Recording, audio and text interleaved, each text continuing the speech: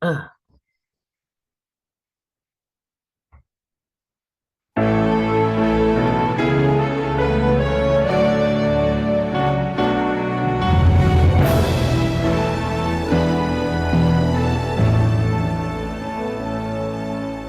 Kami insinyur Indonesia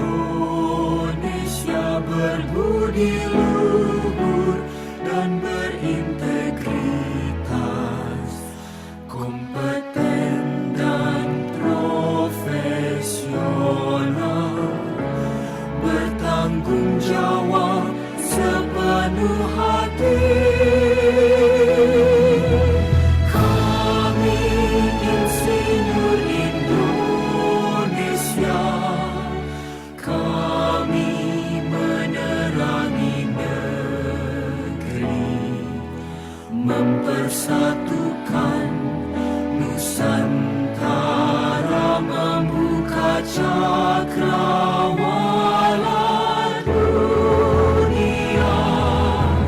Kami insinyur Indonesia, kami memajukan bangsa, mensejahterakan masyarakat untuk kemanusiaan semesta alam.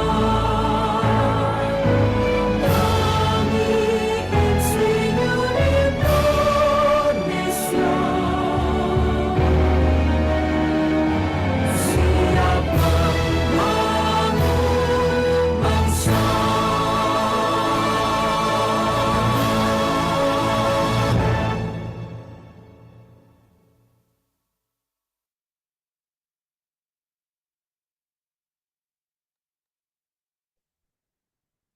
Oke, eh, sebelum acara dimulai, ada baiknya kita membaca doa terlebih dahulu menurut agama dan kepercayaan masing-masing untuk kelancaran acara.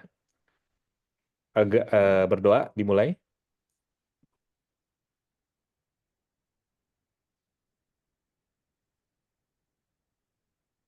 Selesai.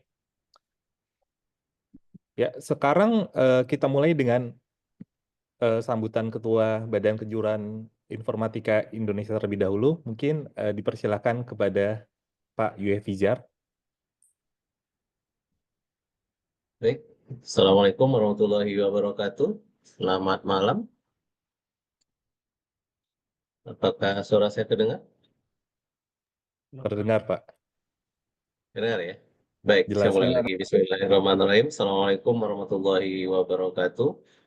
Waalaikumsalam Salam Waalaikumsalam warahmatullahi wabarakatuh. warahmatullahi Salam wabarakatuh. sejahtera untuk kita semua. Alhamdulillah, Bapak Ibu. Hari ini kita bertemu dalam event yang menurut saya ini agak menarik ya. Ini karena pakai rumus konstanta Einstein ini sangat menarik nanti ini pembahasannya Pak Nur Sobah sebagai narasumber. Terima kasih Pak sudah berkenan menjadi narasumber nih. Saya baru baru ngeh ini ya. Bagaimana kita memandang media sosial itu dampak tren positifnya dari sudut rumus konstantanya Einstein ya. Ini sangat menarik dan nanti akan dipandu oleh Bapak Dr. Dwi Prasetyo. Alhamdulillah sudah hadir bersama kita. Bapak Ibu yang saya hormati, mungkin nanti dalam menyampaikan ini saya akan juga sekilas menyampaikan terkait dengan BK Informatika itu seperti apa. Pertama-tama puji dan syukur kita ucapkan kepada Allah Subhanahu wa taala atas rahmat dan karunia-Nya dan beserta salam kepada Nabi kita Nabi besar Muhammad SAW. Allahumma sholli ala sayyidina Muhammad wa ala ali sayyidina Muhammad. Bapak Ibu yang saya hormati, tim Pak Gunawan yang sangat luar biasa menghadiri kegiatan ini. Terima kasih banyak Pak dan tim dari Sekre yang juga mensupport kegiatan kita di malam ini. Pertama-tama saya sekali lagi menyampaikan terima kasih banyak atas kehadiran Bapak Ibu. Untuk itu saya ingin sedikit memperkenalkan apa itu PI dan apa itu BK Informatika. Saya izin share screen ya. Bentar, agak sekitar 5 menit deh. Oke, sudah kelihatan Bapak Ibu share screen saya?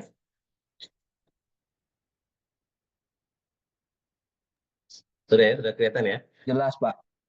Oke, baik ya sekilas coba memperlihatkan yang selalu yang ditanyakan waktu kita sudah mau ikut PI, yang selalu yang ditanyakan itu apakah kita sudah insinyur apa belum gitu ya. Nah ini mau kita bahas sedikit bagaimana sebenarnya insinyur, terutama nanti insinyur informatika itu seperti apa gitu ya. Yang pertama, kita harus pahami bahwa profesi insinyur kita itu dasar hukumnya jelas ya, Undang-Undang Nomor 11 Tahun 2014. Jadi tidak ada keraguan lagi bahwa insinyur itu ada undang-undangnya dan kita adalah salah satu organisasi profesi yang kuat karena didasari oleh undang-undang. Kemudian undang-undang itu diperkuat dengan PP Nomor 25 Tahun 2019. Jadi ada undang-undangnya, kemudian diperkuat dengan PP, kemudian ada lagi namanya ADART, dan kemudian juga ada peraturan organisasi dan semua ini sudah dirangkum dan ditulis dengan sangat detail Bapak Ibu terkait dengan landasan kita. Jadi sudah sangat kuat sekali dasar undang-undang terkait dengan profesi insinyur. Nah, sebenarnya yang dikatakan insinyur itu apa sebenarnya gitu ya. Jadi kalau kita informatika, Bapak Ibu, mungkin kita insinyurnya adalah insinyur berdasi ya. Kita lebih banyak beraktivitas secara profesional di kantor mungkin atau di luar kantor juga. Jadi yang dikatakan apa namanya seseorang yang punya gelar profesi di bidang keinsinyuran itu adalah insinyur. Jadi kita baru dikatakan insinyur kalau kita sudah mempunyai gelar profesi insinyur. Artinya kita tidak bisa disebut insinyur kalau belum mempunyai gelar profesi insinyur. Kecuali untuk yang tamatan di bawah tahun 90-an ke bawah Bapak Ibu. Karena memang S1-nya sudah bergelar insinyur. Nah, untuk dapat kita mendapatkan gelar insinyur, kita harus mengikuti program profesi insinyur yang diadakan oleh perguruan tinggi.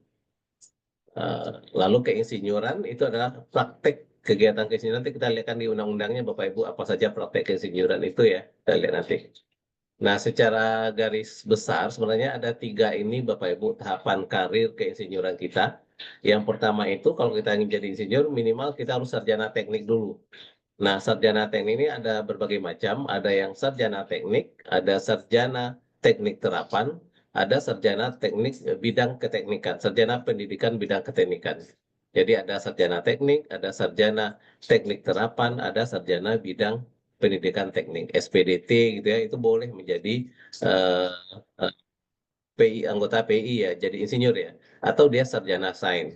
Nah, itulah yang akan boleh menjadi anggota dari insinyur ya. Nah, setelah kita lulus S1 ini, nanti kita harus ikut program PSPPI, program studi, program profesi insinyur. Ini di perguruan tinggi, sehingga kita mendapatkan gelar insinyur. Jadi sarannya S1 dulu, kita ikut profesi insinyur, 2 semester, kita bergelar IR, insinyur di depan nama, ini dikeluarkan oleh perguruan tinggi. Nah, itu berlaku seumur hidup. Gelar S1 kita akademik berlaku seumur hidup, kemudian insinyur juga berlaku seumur hidup. Nah, setelah kita mendapatkan gelar IR, kita baru status kita baru insinyur. Bapak Ibu baru dikatakan insinyur profesional kalau Bapak Ibu sudah memperoleh gelar IPP, IPM, atau IPU. Insinyur profesional pratama, insinyur profesional media, insinyur profesional utama. Nah, gelar insinyur profesional inilah yang diterbitkan oleh PII. Jadi PII menerbitkan semacam pengakuan atas kompetensi kita di bidang keinsinyuran. Nah, di PII yang menerbitkan IPP, IPM itu, yang memprosesnya Bapak Ibu itu adalah Badan Kejuruan. Nah, salah satunya adalah Badan Kejuruan Informatika. Jadi secara umum tahapan yang dilalui adalah seperti ini menurut undang-undang. Sarjana dulu, Bapak Ibu ikut PSBPI, gelar profesi insinyur, baru ikut profesi insinyur profesional di PII. Ini sejarah kita lewati saja. Ini struktur yang masih lama Bapak Ibu. Sekarang insya Allah Senin besok akan ada pelantikan pengurus pusat. Akan ada sedikit perubahan nanti. Nah ini tapi pada intinya di dalam struktur ini ada namanya Badan Kejuruan Bapak Ibu. Nah Badan Kejuruan inilah yang akan banyak Bapak Ibu terlibat aktif nanti dalam kegiatan profesi keinsinyuran. Karena Badan Kejuruan lah yang akan menilai kompetensi Bapak Ibu apakah IPP, IPM, atau IPU tadi. Jadi dalam perjalanan karir dari insinyur itu, maka yang paling banyak nanti berperan adalah Badan Kejuruan Bapak Ibu. Saat ini sudah ada 27 badan kejuruan, maka kita di informatika adalah di BK yang ke-24 Bapak Ibu. Jadi kalau Bapak Ibu punya KTA PI, maka situ ada kode 24, maka itu adalah BK informatika. Nah, siapa saja yang atau apa saja yang tercakup dalam keinsinyuran ya. Jadi di Undang-Undang Keinsinyuran tadi, Bapak Ibu di pasal 5 dijelaskan bahwa salah satu cakupan disiplin bidang teknik itu adalah teknik industri. Jadi teknik industri itu dijabarkan di PP, dia adalah salah satunya adalah teknik informatika. Nah, siapa saja yang bisa menjadi insinyur, Bapak Ibu, di sini. Keinsinyuran satu bidang, kalau Bapak Ibu seorang yang melaksanakan di bidang pendidikan, pelatihan, teknik teknologi, maka kita masuk ke insinyur. Melakukan penelitian, pengembangan, dan seterusnya ini, yang dari A, B, sampai G ini, Bapak Ibu, maka orang-orang yang melakukan aktivitas ini disebut dengan orang yang melakukan praktek keinsinyuran. Dan dia harus memiliki namanya STRI, Surat Tanda Register Insinyur.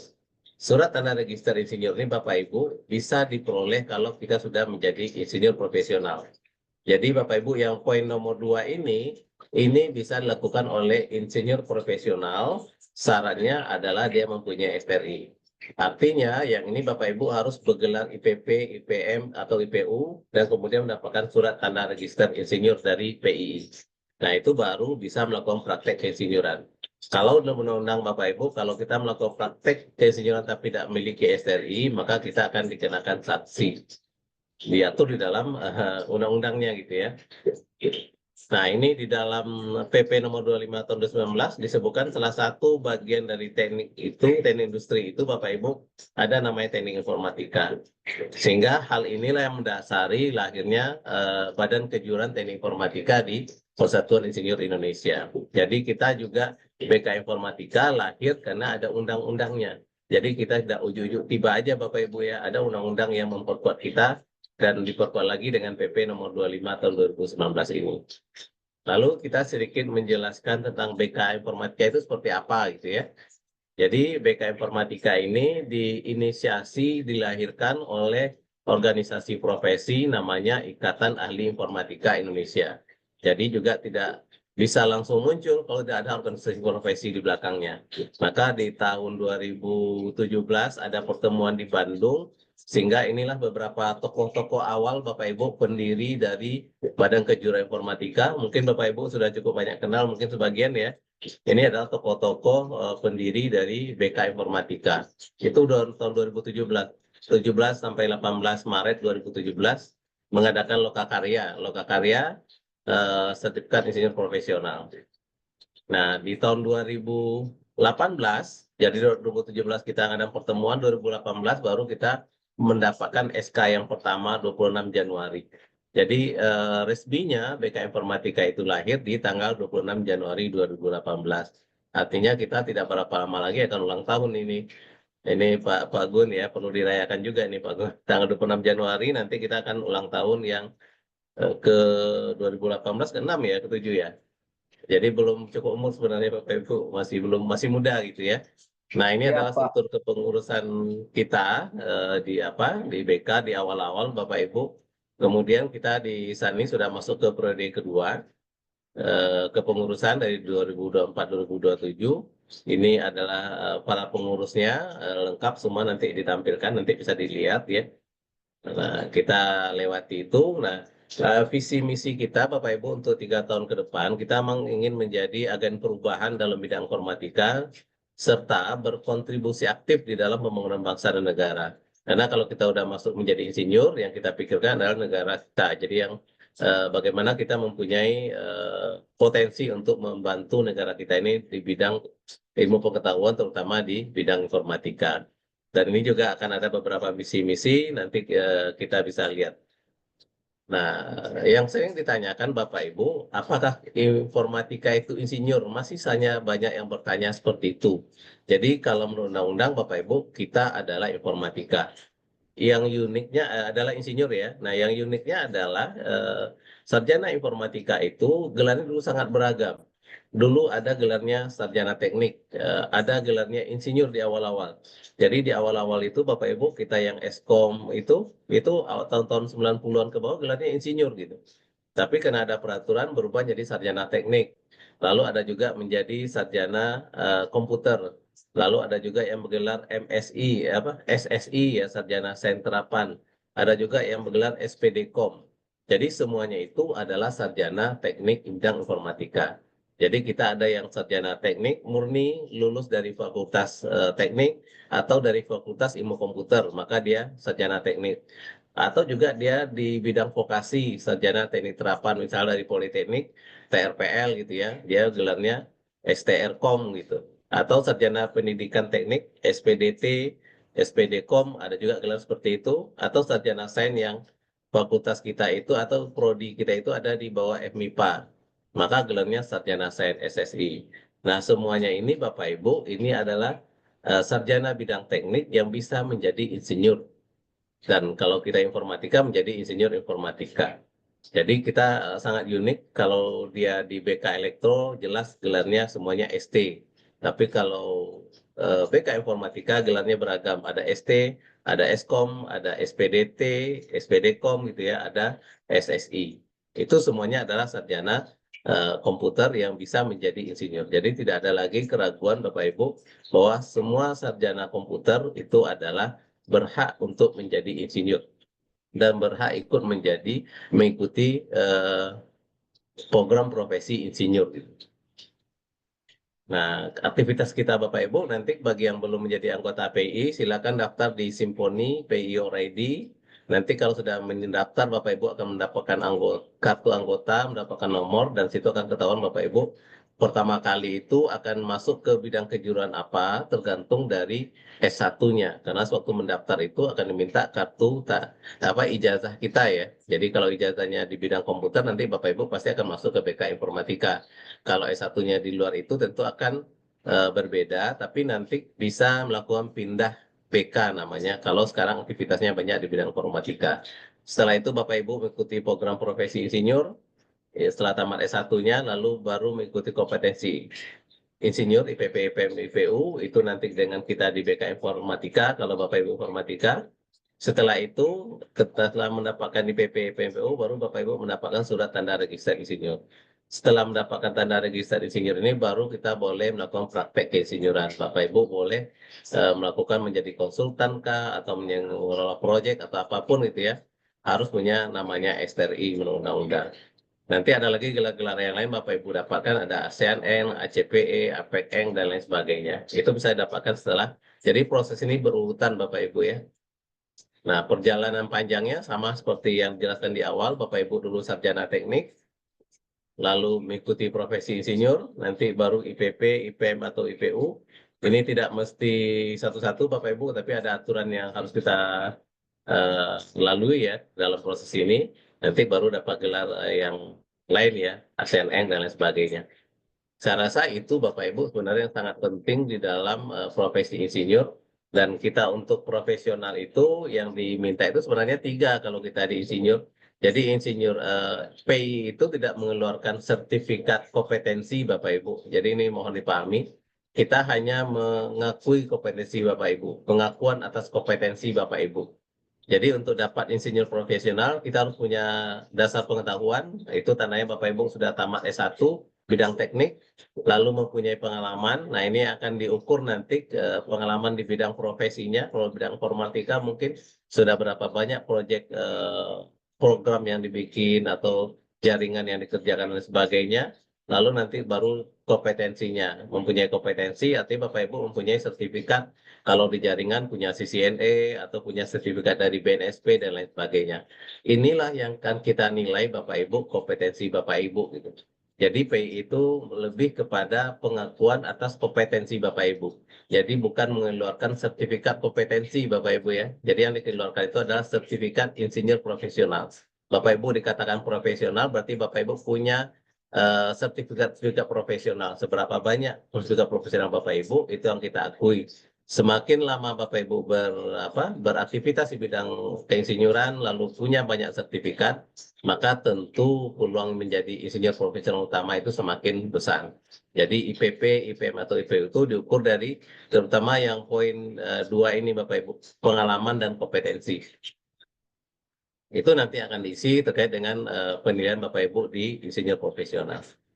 Oke, mungkin itu sekilas Bapak Ibu terkait dengan PI dan terkait dengan BK Informatika. Mudah-mudahan ini menjadi sedikit gambaran bagaimana Bapak Ibu nanti ingin menjadi insinyur profesional bidang informatika, nanti kita bersama-sama membangun bangsa ini melalui Persatuan Insinyur Indonesia. Dan sekali lagi, insya Allah ini Bapak Ibu Senin depan itu akan ada pelantikan pengurus baru. PI adalah ketuanya Bapak Ilham Habibie, Bapak Ibu. Nanti tentu akan ada program-program baru yang bisa kita ikuti secara bersama. Mungkin demikian Bapak Ibu sekilas pengantar dari saya tentang Persatuan Insinyur Indonesia dan sekilas tentang BK Informatika. Dan tentunya ini sekali lagi saya ucapkan terima kasih Bapak Dr. Nusoba yang sudah berkenan menjadi narasumber kita malam ini, dan terima kasih juga Pak Dr. Prasetyo, Pak Dwi Prasetyo yang akan memandu kita dalam kegiatan kali ini. Terima kasih semuanya Bapak Ibu, panitia dan semuanya. Saya ucapkan terima kasih dan selamat mengikuti webinar malam ini. Assalamualaikum warahmatullahi wabarakatuh. Waalaikumsalam warahmatullahi wabarakatuh. Ya, terima kasih atas sambutan dan informasinya, Pak Hefi. Untuk mempersingkat waktu, kita langsung mulai dengan pengenalan narasumber oleh moderator dan dilanjutkan dengan seminar. Mungkin saya serahkan ke moderator. Silakan Pak Prasetyo untuk memulai. Ya, Terima kasih. terima kasih Mas Ari. Selamat malam semua. Assalamualaikum. Suara saya terdengar ya Pak? Terdengar jelas, Pak. Oke. Hari ini kita akan webinar tentang dampak tren positif media sosial dalam konstanta rumus Einstein. Wah, sangat menarik sekali nih. Yang akan yang bicara adalah dari Dr. CV singkat dari Pak Nusoba, karena kalau semua nggak kebaca ya Pak, terlalu banyak nih. Oke. Nama Dr. Nusoba, Eskom, Mkom, IPM, Asian Eng, alamat Samarinda, Kalimantan Timur, pendidikan S1 Teknik Komputer Gunadarma, Jakarta, S2 Teknik Informatika RSA, Jakarta, S3 Universitas 17 Agustus 1945 Surabaya, lahir di Jakarta 20 Mei 72, pengalaman mengajar sudah 28 tahun, wah panjang banyak juga ya. Terus pengalaman profesi, saya bacakan sedikit ya Pak ya, di media Caleg PK tahun 1999, tim media Paslon Maskur Kasmir Samarinda 2005, di media Paslon Zulkifli Fadli Bontang 2006, di media Paslon Mukmin Gunawarman 2006, dan banyak lagi tim media, ini mungkin ada 20 kali. Dan yang terakhir tim relawan media digital Paslon Isran Hadi 2024. Nanti 2026 2025 jadi paslon ya Pak ya. Ya. Oke Pak Nusoba. Halo Pak Nusoba. Oke, sorry. Ya. Oke Pak. Waktu saya kasih sekitar presentasi 20-25 menit. Oke, silakan Pak Nusoba. Ya. Share-nya di mana nih? Sini ya? Ya. Multiple apa? Share ini apa? Materinya. Bisa ya di situ? Sini ya. Iya, share Pak. Tidak bisa. Tidak. Ini ya. Iya, sudah Pak. Oh, udah sekian, terima kasih Pak. Ya, Assalamualaikum warahmatullahi wabarakatuh. Terima kasih saya sampaikan kepada moderator, pembawa acara, dan Pak Ketua. Selamat malam semuanya. Pertama, saya bersyukur bisa berpartisipasi pada acara apa ini namanya, dialog ya, dialog interaktif mungkin. Sebetulnya judul saya ini apa namanya, dari salah satu jurnal yang saya buat, dampak tren positif, postingan positif di media sosial konstanta rumus Einstein terhadap elektabilitas. Nah, itu kurang ujungnya Pak. Jadi dia berdampak elektabilitas, ya, bukan isi tas Pak, elektabilitas Pak. Yang pertama, teori relatif Einstein ini kan sudah kita kenal ya, yang paling terkenal itu ya rumus energinya yaitu EMC kuadrat. Konstanta yang dimaksud adalah C dalam hal ini kecepatan cahaya. Yang kita tahu kecepatan cahaya itu secara detil 299,792,458 atau sering dikenal 3 kali 10 pangkat 8. Ya kan? Kemudian penelitian terbaru menunjukkan bahwa postingan positif di media sosial dapat mempengaruhi nilai C, ya kecepatan, sesuai massa yang berdampak energi. Jadi M-nya di situ adalah massa atau material, C-nya itu adalah kecepatan. Nah, ini berdampak energi. Hal ini disebabkan karena efek dari emosi positif pada otak manusia. Ya, jadi ini ada hubungannya juga dengan ilmu psikologi. Kemudian emosi positif ini bisa mengubah cara otak memproses informasi. Gitu. Itu dasarnya sebagai apa namanya? Sebagai basic dari, mungkin saya tampilkannya begini kali ya. Nah, gini lebih ini Pak ya, lebih luas ya. Kemudian beberapa penelitian telah menunjukkan bahwa postingan positif media sosial itu dapat meningkatkan tingkat kebahagiaan dan mengurangi tingkat stres. Dampak ini juga langsung kepada elektabilitas, bukan kemenangan. Ya, saya garis bawahi di situ, Pak. Jadi tren postingan positif itu berdampak pada elektabilitas, tapi bukan kemenangan. Karena kalau kemenangan itu nanti ada rumusnya lagi, namanya rumus komparasi. Nah, misalnya ada 2-3 pasangan, atau kalau di di legislatif itu lebih dari 10, 20 bahkan 100. Nah, tapi yang pasti bahwa rumus Einstein itu bisa berdampak kepada elektabilitas. Jadi orang mau milih dari apa yang kita posting. Hal ini dapat menyebabkan perubahan dalam cara otak memproses informasi yang pada akhirnya dapat mempengaruhi nilai C, nilai kecepatan. Implikasinya adalah teori umum Einstein ini akan perlu diperdalam dengan kolaborasi ilmu marketing dan psikologi.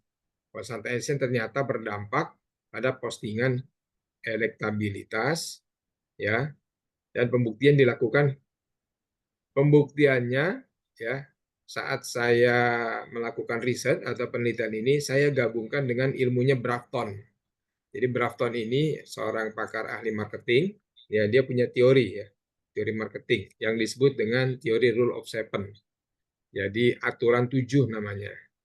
Nah, itu penelitian tentang dampak postingan positif media sosial ini, ya, memiliki pengaruh terhadap rumus Einstein masih dalam tahap awal. Ya, beberapa berhasil dengan menerapkan penggabungan ilmu marketing Brafton tadi, ya, karena semakin banyak massa M itu, ya, dan juga kecepatan cahaya masing-masing orang itu kan beda-beda, maka akan ada energi. Nah, energi itulah yang akan berdampak kepada elektabilitas. Jadi E di situ bisa energi, E di situ bisa juga elektabilitas. Jadi elektabilitas adalah massa dikali kecepatan cahaya, berapa banyak orang. Kalau cahayanya itu negatif ya jadi negatif juga, atau orangnya juga negatif, pikirannya jadi negatif juga. Itu yang akan berpengaruh. Namun penelitian ini menunjukkan bahwa postingan positif di media sosial dapat memiliki dampak yang signifikan pada dunia fisik. Jadi secara fisik juga berpengaruh. Gitu. Maksudnya secara nyata ya orang akan menentukan pilihan. Kemudian Einstein dengan teori Brafton marketing punya efek yang nyata dan berpengaruh. Ya, kalau digabungkan antara rumus Einstein tadi dengan marketingnya Brafton, itu pengaruhnya sangat dahsyat lagi ya, karena Brafton itu punya teori dalam marketing itu rule of seven, ya, kelipatan 7. Penting untuk terus meneliti topik ini untuk memahami sepenuhnya dampak kepada elektabilitas, ya. Hampir semua pelaku survei itu melakukan ini di Indonesia, khususnya pelaku survei digital, ya. Saya terlibat di beberapa tim media. Nah, saya concern juga dalam menjawab ilmu informatika khusus di bidang media sosial. Saya kira itu Pak dari saya. Simpulan sederhananya adalah penelitian tentang penelitian tentang dampak postingan positif media sosial Konstanta Rumus Einstein ini masih dalam tahap awal. Ya. Kemudian penelitian ini yang jelas punya dampak positif ya, bagi orang secara fisik, dan penggabungan Rumus Einstein dengan teori Grafton marketing itu punya dampak yang lebih dahsyat lagi. Ya, dan saya kira ini bisa dikembangkan dengan pengetahuan atau teori-teori yang pernah dimiliki oleh teman-teman. Saya kebetulan di bidang informasi dan di bidang informatika, digital marketing dan media sosial. Ya, spesifiknya saya bidang inovasi dan teknologi government. Demikian dari saya kembalikan pada Pak Pras. Assalamualaikum warahmatullahi wabarakatuh. Selamat malam. Ya, terima kasih Pak. Sangat menarik. Mungkin ada yang mau bertanya? Saya bagi menjadi 2 termin, atau siapa yang mau? Silakan. Mana tadi ininya?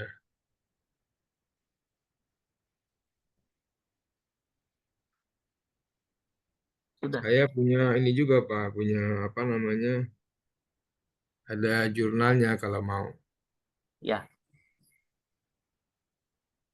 Ada yang ini bilang materinya nanti di-share Pak. Ya, nanti di-share ya Pak ya. Ya, Nih. saya kirim ke Pak GPU ya. Ya. Mungkin ada yang mau bertanya, silakan, atau bagaimana? Pak GPU, silakan. Yang pertama. Mungkin nanti sebentar lagi saya akan bertanya, tapi mungkin saya kasih kesempatan dulu kepada yang lain. Oke. Ya, silakan. Yang lain. Bu Arum. Sharing-sharing Pak. Ini saya cuma riset kecil-kecilan doang nih Pak. Belum Assalamualaikum. riset gede. Waalaikumsalam warahmatullahi wabarakatuh. Mohon izin Pak Nur Sabah. Ya Pak, monggo. Saya malah tadi tertarik yang terakhir. Pak Nur Sabah kan spesialis di, mungkin bisa nyerempet-nyerempet ke SPBE kali Pak ya. Oh Ya, iya, Government. inovasi teknologi Pak. Government. Tapi bukan itu sih yang saya mau tanya, kalau itu nanti Pak, nanti. Oh, iya, Saya iya. izin nih nggak bisa on cam. Tadi yang rumus teori marketingnya itu loh Pak. Oh itu, Grafton Pak. Rumus teori marketing Grafton tahun 1900-an deh. Oh, soalnya saya baru dengar gitu kan. Baru dengar, dan saya malah banyak bersinggungan itu ke area-area marketing ya. Hmm. Nah, eh kenapa ke teori itu bukan ke teori yang baru ya, Pak ya? Teori-teori marketing yang baru gitu, jadi dari rumus Einstein-nya ini loh. Saya tertarik juga sebenarnya ke satu variabel itu yang tadi Bapak bilang cahaya ya. Cahaya positif bisa juga negatif kan gitu. Ya. Nah, itu ada hubungannya nggak Pak sama kita coba lebih spesifik, misalkan seperti banyaknya like, subscriber, ya, kemudian juga komentar gitu ya. Itu kan termasuk sebuah cahaya-cahaya juga ya sebenarnya ya. Iya, iya. Nah, itu jadi yang menarik sih sebenarnya, karena elektabilitas juga kan sekarang banyak yang menggunakan influencer ya untuk menaikkan cahaya, kira-kira gitu ya Pak. Iya, iya, iya. Nah, yang negatif sama yang positif sih emang harusnya kita trennya itu harus lebih kita riset lagi tuh. Nah, jadi kalau berhubung sama teori yang baru-baru di marketing ada nggak Pak? Kalau Bapak kan tadi yang lama tuh. Nah, terutama definisi variabel tadi tuh. Ada like, ada subscriber. Itu kan hal yang baru ya di dalam marketing. Gitu, Pak. Nah, itu kita cari tahu sih bareng-bareng supaya dapat insight lah. Gitu Pak. Itu Ya, aja Pak. ya. Makasih Pak. Iya, iya. Iya, Pak. Ya, langsung saya jawab ya, Pak Pras. Monggo Pak. Langsung kayaknya Jadi, langsung Pak. Silakan. ya. Supaya- Jadi sebetulnya banyak yang menggunakan itu Pak sebagai teori marketing. Yang baru-baru juga malah pakainya teori Brafton. Mungkin ada juga yang lain. Sepertinya apa namanya yang dimaksud Pak Sofa ini bisa nggak sampai berdampak kepada kemenangan gitu. Kalau saya hanya elektabilitas saja Pak. Kalau kemenangan itu ada rumus di survei namanya rumus yang ke-12 gitu. Jadi ada 12 cara ya. Ini kalau ada Pak Mirfan beliau paham juga tuh, surveyor juga. Ada 12 tahapan Pak. Nah, ini kalau tahapan sampai elektabilitas cuma sampai situ aja marketingnya. Tapi kalau untuk sampai menang, nah berarti ada satu teori lagi namanya teori komparasi, membanding-bandingkan antara satu apa namanya satu postingan orang dengan postingan yang lain gitu. Nah, kalau yang lain ini yang umum dipakai sama tim media Pak. Di mana-mana kita sering komparasi kemana-mana, ya pasti makanya ini Pak. Ya karena apa namanya dia satuan masanya besar banget Pak. Gitu. Jadi rule of seven-nya itu rule of seven terhadap apa namanya penduduk Pak, citizen gitu. Kalau di media sosial netizen gitu. Jadi dilihat netizen itu ya melihat dari citizen. Saya punya hasil surveinya Pak dengan tabel-tabel yang spesifik gitu ya. Saya survei di media sosial IG, saya survei di media sosialnya TikTok gitu. Ada tabel-tabelnya Pak yang apa berpengaruh dan sudah saya banding-bandingkan gitu. Berapa nilainya, berapa ada akun-akun fake, ada akun-akun ini. Itu mesti kita saring itu loh, yang kita tahu betul dengan kondisi masing-masing. Tapi sekali lagi yang saya share ini adalah share elektabilitas, bukan kemenangan. Kalau kemenangan itu nanti beda lagi ya. Kalau di BK ini nggak perlu ada apa namanya apa Pak Eki itu kampanye ya. Langsung aja ditunjuk siapa yang kompeten, nah itu dia yang akan dipilih gitu. Gitu Pak. Kalau di netizen ini beda. Nah, kebetulan saya juga apa namanya S3 saya bidang administrasi kebijakan publik, jadi saya membaca apa karakter netizen atau karakter people, Pak. Karakter orang atau masyarakat secara umum. Gitu, Oke. Pak Sopa. Menarik Pak. Saya senang sih karena kebetulan saya juga lagi S3 Pak. Ini cuma masalahnya juga sama e-government dan lebih apa mengkritik pada masalah people Pak. Perilaku Ya, people terkait dengan kebijakan-kebijakan. Nah, salah satunya memang bersinggungan dengan ya tadi istilah elektabilitas. Saya juga kan belum paham gitu. Saya agak alergi politik Pak sebenarnya Pak. Cuman ya saya coba paksakan lah mengetahui ini karena sebuah ilmu ya Pak Nusabah ya. ya. Sebuah ilmu dan memang harus Saya kita akui sih. alergi juga Pak. Cuma alergi gatal-gatal. Kalau politik karena ada cuannya jadi saya nggak alergi Pak. Bisa. Ya, jadi harusnya memang harus interdisiplin ilmu nih Pak ya sama Einstein ya kan. Ya, jadi ada pencerahan juga saya nih dan ada teman diskus juga nanti sama penerus Sobah ini. Kalau Oke, saya aja. di psikologi Pak itu lebih detail lagi Pak. Hmm. Menurut pakar psikologi setiap orang itu per hari dia berpikir 60.000 pikiran, 60.000 pikiran. Nah, sejauh mana orang itu atau kita bisa mengentry pikiran setiap manusia yang punya kecepatan 3 kali 10 pangkat 8 itu, sejauh itu juga dia mempengaruhi, ya kan? Kalau Oh ya ya. dia berpikir 60.000 pikiran, kalau kita tidak ngisi konten-konten media sosial dengan pikiran positif atau pasangan calon, nah itu nggak dapat apa-apa kita.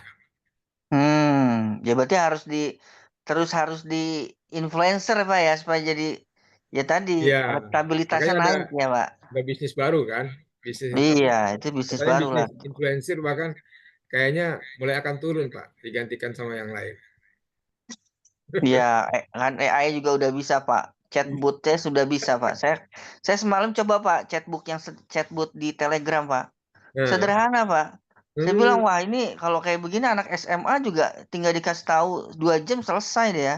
Udah bisa chatbot tuh, Pak. iya, Oke, iya, iya. makasih Pak Ya, Nusoba. ya, sama-sama Pak, Bapak. Ya, terima kasih Mas Sofa. Sukses studinya. Amin, Mungkin yang amin. lain? Mantap. Lagi Mas Sesu- Anwar ses- Arifan? sesuai dengan tadi Oh, saya bicara bahwa saya akan bertanya setelah ini, makanya kita akan coba dialog dengan Pak Nursoba nih.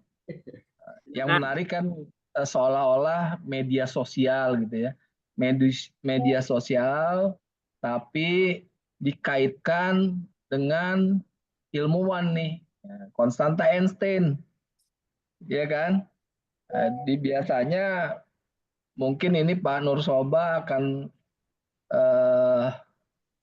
menunjukkan hubungan antara energi, massa, kecepatan cahaya, dengan metafora tadi energinya sebagai dampak sosial ya Pak ya. Massanya adalah pengguna dan energinya itu yang kecepatan cahaya lagi kan. Ini terkait dengan penyebaran informasi. Pak Nursoba coba mengukur elektabilitasnya. Berarti kan itu kita mengembangkan nanti analisisnya tren positif itu mempengaruhi bidang politik ya Pak ya. Apa aja Begitu Pak? Pak. Nggak cuma Pertanyaannya, politik Pak, apa aja? ya, ya, bagaimana di bidang pendidikan dan ekonomi Pak Nursoba? Iya. Gimana? Itu Gimana apanya nih pertanyaannya. Pak? Bagaimana Saya belum tahu. kalau Gimana ini apanya kita nih Pak? gunakan sebagai Oh, di bidang pendidikan atau ekonomi, apa dampaknya Pak? pendidikan sama ekonomi. Apa dulu Pak yang mau diukur? Yang mau dipilih itu apa dulu? Apanya? Kan kalau tadi di bidang politik itu kita ke arah elektabilitasnya kan? Nah, Ya Pak. Berarti kalau di bidang pendidikan juga kan penyebar luasan pendidikan ya Pak? informasi maksudnya mungkin Pak. Oh, Informasi pendidikan. Ya. informasi Jadi, pendidikan. ya. Kemudian kalau ekonomi yang tadi Pak, yang saya dengar yang terakhir itu dari Pak Nursoba, yang tidak menyebabkan jadi alergi karena ada cuannya. Nah, gimana tuh Pak? Wah, mulai tertarik juga nih. Pak, itu gede banget Pak. Apa kalau ngelihat orang-orang yang rajin ngomong survei-survei itu di TV itu Pak. Ya, angkanya udah nggak bisa dihitung nolnya Pak. Makanya saya masuk di situ gitu. Karena cuannya gede gitu. Itu yang pertama, Pak. Yang kedua, jadi kaitannya dengan ini, jadi ya saya alerginya cuma kan ini Pak, udang kadang-kadang Pak. Kalau gorengnya nggak kering ya, nggak matang itu saya pasti alergi, gatel-gatel itu. Tapi kalau gatel-gatel apa namanya bahas apa hasil survei yang ada cuannya pasti saya datang itu. Semangat saya, Pak. Saya kebetulan pernah kerjasama dengan LSI, Pak. Pernah kerjasama juga dengan beberapa survei nasional, jadi tahu cara dan pola kerjanya. Makanya saya menemukan juga rumus-rumus baru yang tim media itu pakai itu, Pak, tools-nya gitu. Jadi ini bukan semata-mata saya baru menemukan, enggak. Saya mendapatkan informasi mereka pakai, baru kan jarang, Pak, ketahuan dalam-dalamnya gitu kan. Tapi begitu saya klopkan dengan rumus Einstein kok kayaknya masuk gitu. E itu menjadi bukan cuma energi tapi jadi elektabilitas. M itu menjadi massa, material gitu. Kemudian C itu kecepatan cahaya, material orang manusia secara psikologi tadi saya sampaikan itu setiap hari berpikir 60.000 pikiran, Pak. Kalau pikirannya positif, hasilnya positif. Kalau pikirannya negatif, hasilnya negatif, ya kan, Pak? Gitu. Nah, bedanya bapak-bapak sama ibu-ibu ini nih beda nih, Pak. Cara output mengeluarkannya. Sehari dia 60.000 pikiran. Kalau bapak-bapak cuma bisa dikeluarkan 7.000 kata-kata, Pak. Ibu-ibu yang hebat bisa 20.000 kata-kata. Makanya bapak-bapak jangan heran kalau ibu-ibu di rumah bawel anaknya. Justru karena bawel itulah makanya anaknya pada bisa ngomong, ya kan? Nah, itu ruang berisik juga terjadi di media sosial, Pak. Media sosial. Nah, apakah berpengaruh juga secara fisik? Sudah pasti, Pak. Cuma kan fisik ini terbatas. Informasi terbaru Kalau di Kaltim nih Pak ya, karena saya risetnya dari Kaltim, 93% orang Kaltim itu adanya di media sosial Pak. Maka surveinya harus di media sosial. Yang kedua, kita harus cari orangnya itu di media sosial. Dan ada prime time-nya Pak. Kalau pagi itu jam 7 sampai jam 9, kalau sore itu jam 17 sampai jam 20, kemudian kalau malam itu jam 20 sampai jam 22. Itu ada prime time-nya. Nah, disitulah kemudian kita bekerja, tim media itu bekerja menyapa ya ruang-ruang publik yang 93%-nya mereka ada di situ. Apa yang kita sapa adalah informasi-informasi positif, apakah tentang government yang dibutuhkan Pak Sopa tadi, ya kan informasi. Saya kebetulan saya juga tim riset di pemerintah Kota Samarinda dan Kaltim Pak. Jadi literasi warga itu memang 93% adanya di situ. Dan 95% kebetulan Kaltim itu Pak, alhamdulillah tidak ada blank spot. Jadi sudah semuanya make di situ. Dan lebih dahsyat lagi Pak, di Kaltim ini 215.000 orang kemarin itu dikasih beasiswa kuliah dan sekolah. Gitu. Kalau sekarang yang terbaru nih gubernur yang terpilih itu kuliah S1 sampai S3 itu gratis. Bahkan dari SMA itu gratis dikasih biaya gitu. Itu Pak di antara dampak-dampak positifnya. Jadi saya mendorong bagaimana apa namanya program-program itu matching dan juga kontribusi IT ya ke government-nya seperti apa. Ini nyambung Pak Sopa tadi. Jadi Iya Pak. saya Jadi memang kayaknya gitu ya, bukan kayaknya, mungkin tren positif itu ini kalau tadi Bapak bilang prime time itu pusat medan gravitasi digitalnya ya Pak ya, bisa ditaruh ya di situ ya Pak ya. betul di situ. Jadi Jadi karena di situ kan kita ada, memilih waktu Pak, memilih ya, waktu. karena di situ kan di tiap-tiap prime time itu kan ada pusat masanya gitu ya Pak. Ya. Jadi kalau kita bisa meletakkan informasinya di sana, apalagi informasi yang baik, maka itu akan lebih mudah karena memang Pusat kita massa kalau, sekaligus energi ya Pak ya, karena rumusnya kan ya, tetap EMC Pak. iya, yang jadi masalah ini memang kalau kita yang sifatnya positif tadi kan biasanya paling banyak sekitar 50% lah bisa diserap kalau yang baik. Tapi kalau yang jelek hampir 100% itu diserap. Makanya hati-hati juga itu. Iya. Betul Pak. Harus Ya, memilih mungkin diksi, harus memilih ya, kata, memilih diksinya juga kalimat. kata dan sebagainya. Ya, Betul Pak. itu Pak. Banyak ilmunya di situ Pak, yang digabungkan.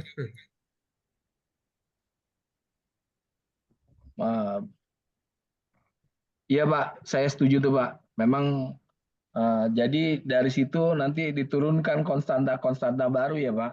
Ya, betul. Terkadang ada perilaku manusia, kecepatan informasi, kesadaran kolektif dan sebagainya gitu ya Pak. Ya. Menarik Pak. Cuman Kalau di perkotaan sih Pak, kayaknya nggak ada masalah ya interaksi fisik gitu. Tapi ya, kalau di tempat Kalimantan Timur ini Pak, itu luas demografi secara fisik 1,5 kali Pulau Jawa Pak. Penduduknya cuma 3,1 juta. Bisa dibayangkan kan? 65% penduduk itu ada di Jawa berbanding dengan demografi Kaltim. Makanya media sosial itu menjadi penting. Nah, program pemerintah diantaranya adalah memastikan tidak ada blank spot, walaupun baru 95% sampai ke pedalaman, Pak. Pedalaman ini itu berbatasan Malaysia, di ujung-ujung itu. Satu-satunya provinsi Kalimantan yang berbatasan dengan 4 provinsi itu cuma Kalimantan Timur, Pak. Dengan Kaltara berbatasan, dengan Kalimantan Selatan berbatasan, dengan Kalbar berbatasan, Kalteng berbatasan. Bahkan dengan Malaysia pun berbatasan kita. Gitu. Itu kelebihannya, Pak. Makanya Kaltim itu sangat idola. Jadi nggak salah lah IKN dipilih di sini, Pak. Kayak Asik. pernah ke IKN loh.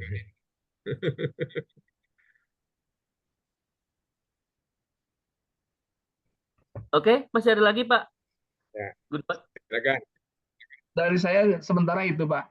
Masih menunggu yang lain lagi. Ya, mungkin dari yang lain Boleh, ada. boleh izin. Silakan Pak. Maaf. Saya Pak. Ya, silakan Pak Epi. Oke, baik. Terima kasih Pak Dwi. Pak Nosoba, ini menarik nih. Saya juga tertarik nih. Saya juga kan aktif di media sosial dan rencana ini mau mengurangi keaktifan di media sosial gitu Pak. Ternyata ini ada pengaruh elektabilitas dalam artian bagaimana Pak Nursoba mengukurnya gitu ya Pak ya. Tadi kan ada tren positif ya.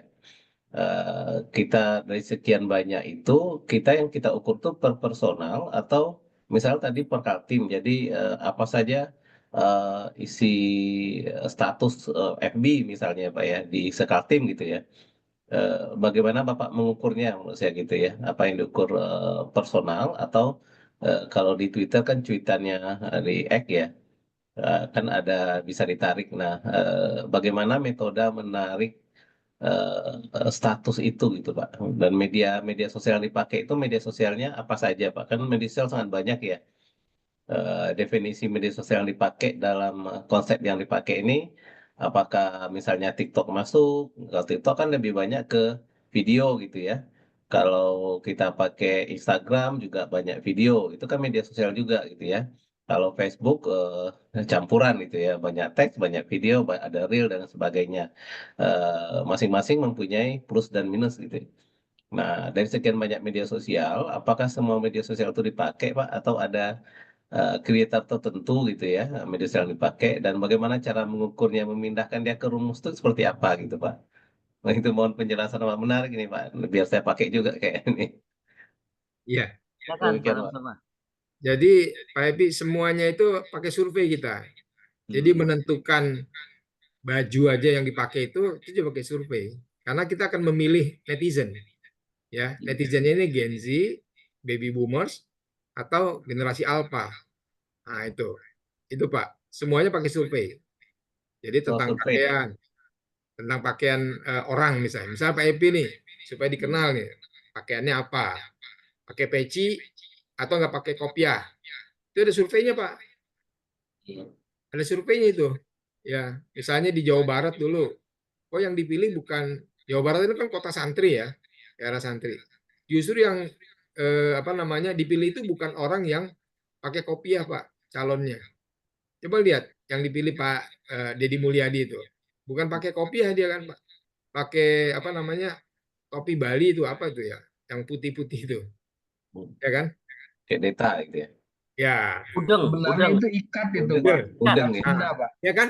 Itu saya pernah baca hasil surveinya Pak. Dan itu mayoritas ya. Nah, cuma Pak Karno aja kan pakai peci sebagai simbol orang Indonesia gitu. Itu yang pertama Pak. Jadi semua pakai survei. Yang kedua termasuk survei media sosial Pak. Jadi media sosial kebetulan kalau di Kaltim Pak, di Kaltim itu 50% orang Kaltim itu hobinya ada di Facebook gitu. 50% Pak. 30%-nya di IG. Di TikTok itu 27%. YouTube 20%.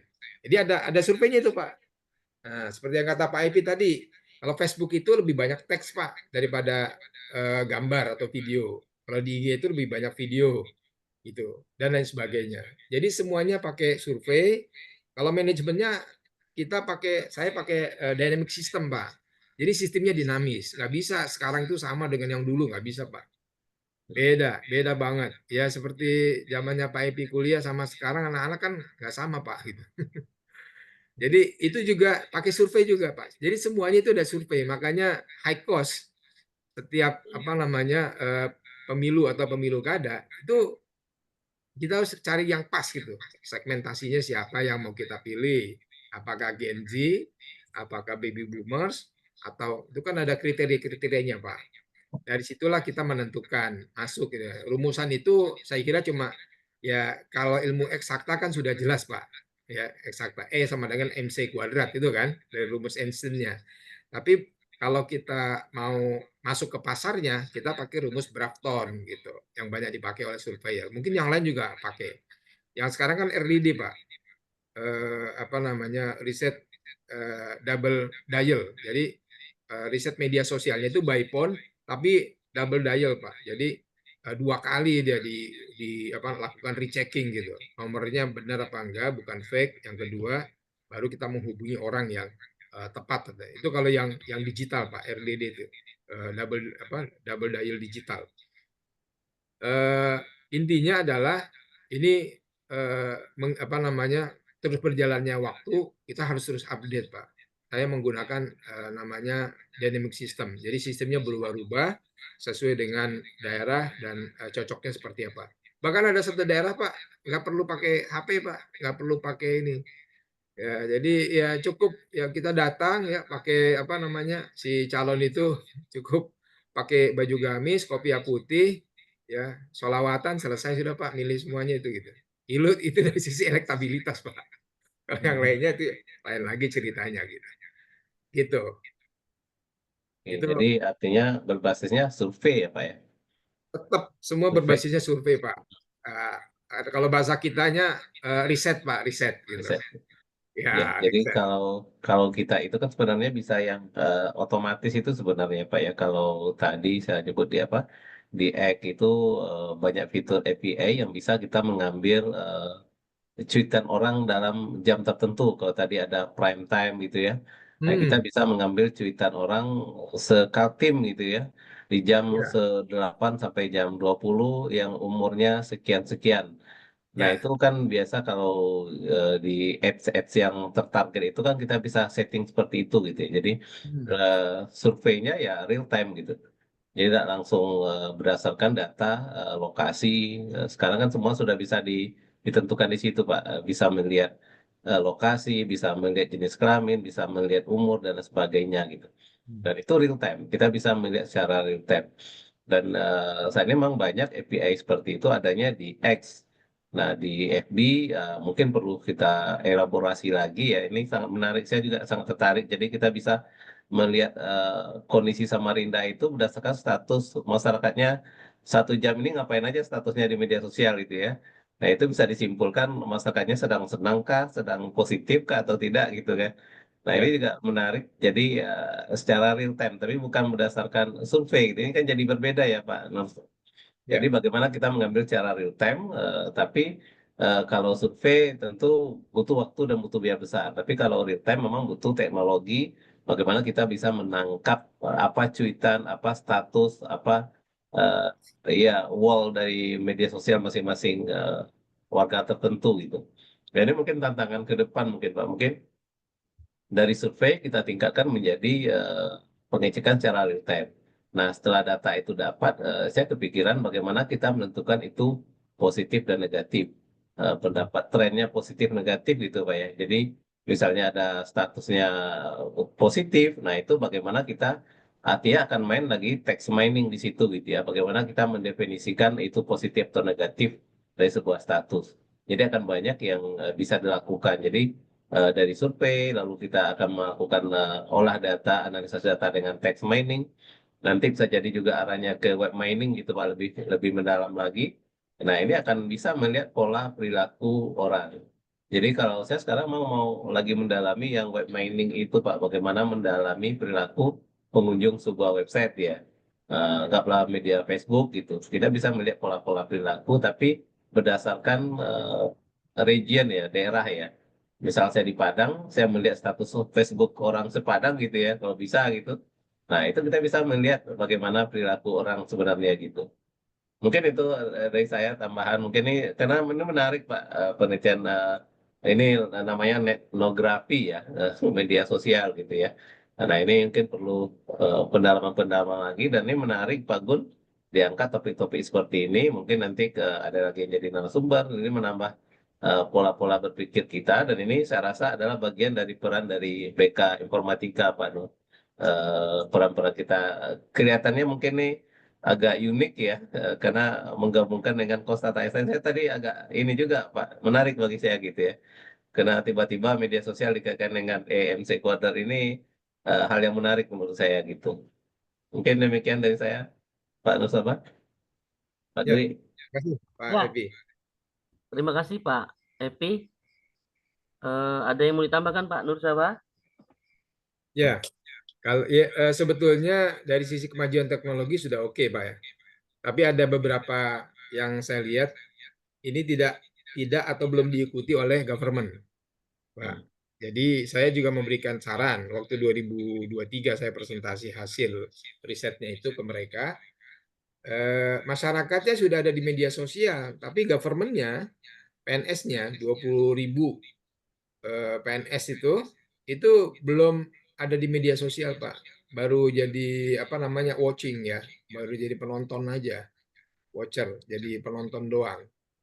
Dia tidak membuat atau belum membuat konten-konten positif, kan sudah jelas itu hasil surveinya, 90% lebih warga itu ada di internet, ya kan, di media sosial. Tapi informasinya tidak mereka taruh di laman mereka gitu, ya kan? Nah, misalnya tentang pelayanan, kan ada beberapa dinas wajib yang ada di media sosial, maksudnya wajib melayani. Nah, wajib melayani itu di media sosial, ya supaya lebih cepat, ya kan? Misalnya pengurusan KTP, kartu keluarga, kemudian akte kelahiran, dan lain sebagainya.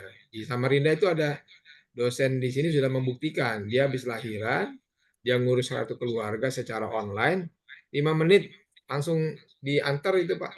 Maksudnya langsung dikirim. Gitu. Itu udah dibuktikan itu. Nah, artinya dari sisi fast response-nya itu karena sudah by system. Tapi baru beberapa dinas gitu. Yang lain-lainnya belum. Gitu, informasi apa gitu segala macam. Tapi sekarang sudah lumayan bagus lah karena punya comment center. Jadi satu Samarinda itu ada sekitar 90 hampir 100 CCTV, Pak. Jadi titik-titik banjir, kemacetan itu sudah bisa dikomando dari satu ruangan sama kepala daerah gitu. Itu Pak salah satu sumbangsi yang kita terus komunitas IT ini memberikan masukan-masukan kepada pemerintah, dan pemerintahnya ini harus ikutan lari juga gitu. Kita harus memberikan masukan-masukan gitu. Itu ininya Pak, dampaknya. Tadi yang saya bilang pemerintah aja yang maksudnya orang pemerintahannya Pak ya, stafnya itu. Kalau pemerintahnya sudah, dia menyiapkan infrastrukturnya, ya bahkan infrastruktur di pemerintahan itu antar dinas itu sudah berbasis fiber optik gitu. Mereka pesan sendiri segala macam. Cuma yang membuat kontennya itu yang belum. Mungkin next-nya ya mereka sedang menyiapkan. Itu Pak, kebetulan saya ngambil spesialisasinya inovasi dan teknologi government. Oke, terima kasih Pak Nur Sobah, sangat menarik. Berarti ada cuan-cuan baru lagi ya Pak Nur Sobah ya? Alhamdulillah. 5 tahun ke depan. Mungkin dari teman-teman yang lain ada yang mau bertanya satu lagi? Atau gimana Pak GPU sudah? Kalau tidak ada, saya akhiri acara webinar ini. Saya serahkan ke Mas Ari. Silakan Mas Ari. Ya, terima kasih Pak Dwi Prasetyo. Terima kasih Pak Nur Sobah atas informasinya. Sebelum kita tutup acara kita akhiri dengan menyimak terlebih dahulu lagu Mars PII dan diakhiri dengan foto-foto bersama. Oh ya, izin foto ya. Ya, iya, ya.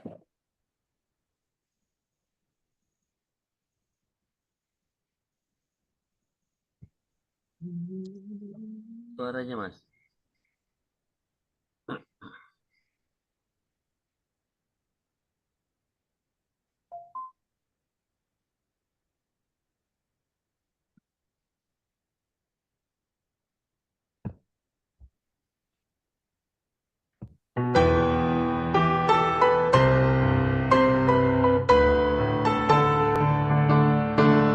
Insinyur Indonesia senantiasa menjunjung tinggi integritasnya, bekerja sungguh-sungguh dengan semangat, profesionalismenya, utamakan keluhuran budi, amalkan ilmu dengan kompetensi, berikan yang terbaik, selalu yang terbaik sebagai karya baktimu.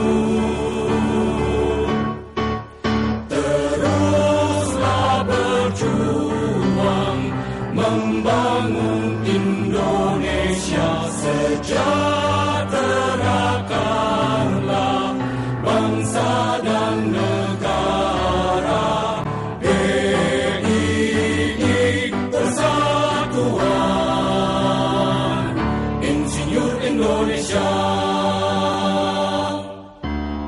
Insinyur Indonesia senantiasa menjunjung tinggi integritasnya, bekerja sungguh-sungguh dengan semangat profesionalismenya, utamakan keluhuran budi, amalkan ilmu dengan kompetensi, berikan yang terbaik, selalu yang terbaik sebagai karya baktimu.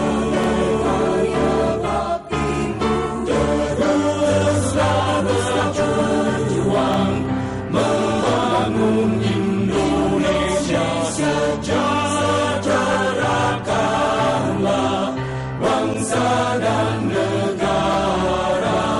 Teruslah berjuang membangun Indonesia, sejahterakanlah bangsa dan negara.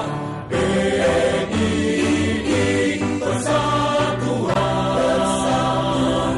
Insinyur Indonesia.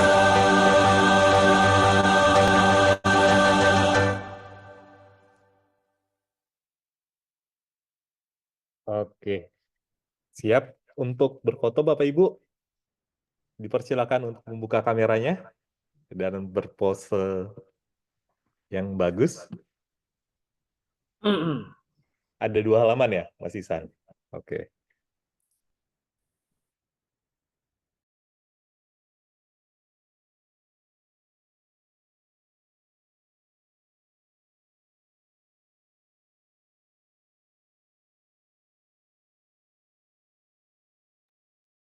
Mas Arif dihitung 1, 2, 3. Oke, ya siap Mas Ihsan untuk print screen? Ya, saya hitung ya. Oke, 1, 2, 3. Oke, selanjutnya untuk yang halaman berikutnya, saya nggak tahu nih halaman berikutnya. Oke, tetap berpose Bapak Ibu. Saya hitung, siap Mas Ihsan untuk ambil gambarnya. 1, 2, 3. Oke. Oke, sudah. Oke, terima kasih Bapak Ibu telah mengikuti webinar malam ini. Sampai jumpa di webinar-webinar berikutnya yang kami adakan. Saya tutup. Sekian dan terima kasih. Assalamualaikum warahmatullahi wabarakatuh. Waalaikumsalam warahmatullahi wabarakatuh. Terima kasih Pak Ari, Pak Nur Sobas, Terima kasih Pak Pak Gu. Dwi Pras, Pak Epi, dan teman-teman lain. Terima kasih semua. Ya, siap. Selamat ya, izin Liv. Izin Lip ya.